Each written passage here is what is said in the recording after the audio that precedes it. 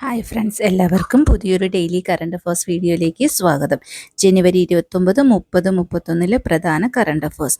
വെങ്കലത്തിൽ നിർമ്മിച്ച രാജ്യത്തെ ഏറ്റവും വലിയ ശിവശില്പം ഉദ്ഘാടനത്തിന് ഒരുങ്ങുന്നത് തളിപ്പറമ്പ്.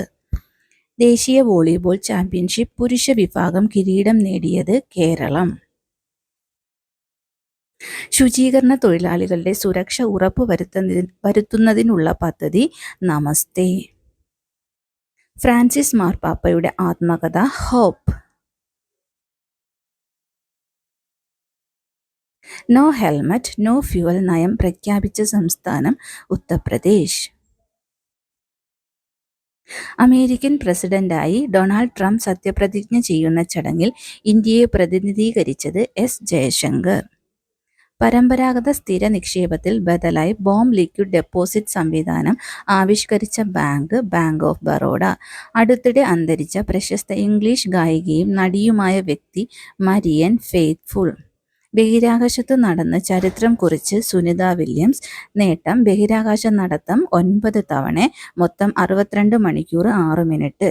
ഇന്ത്യൻ ക്രിക്കറ്റ് ബോർഡിന്റെ ലൈഫ് ടൈം അച്ചീവ്മെന്റ് പുരസ്കാരം ക്രിക്കറ്റ് ഇതിഹാസം സച്ചിൻ ടെണ്ടുൽക്കർക്ക്.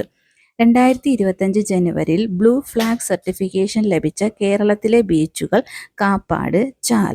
കൂടംകുളം ആണവോർജ പദ്ധതിക്കായി ന്യൂക്ലിയർ റിയാക്ടർ വെസലുകൾ അയക്കുന്ന രാജ്യം റഷ്യ. ഗുജറാത്ത് കലാപത്തിലെ അതിജീവിത സാക്കിയ ജാഫ്രി അന്തരിച്ചു. മലേഷ്യയിൽ നടന്ന അണ്ടർ 19 വനിതാ ക്രിക്കറ്റ് ലോകകപ്പിൽ കിരീടം നേടിയത് ഇന്ത്യ, തോൽപ്പിച്ചത് ദക്ഷിണാഫ്രിക്കയെ.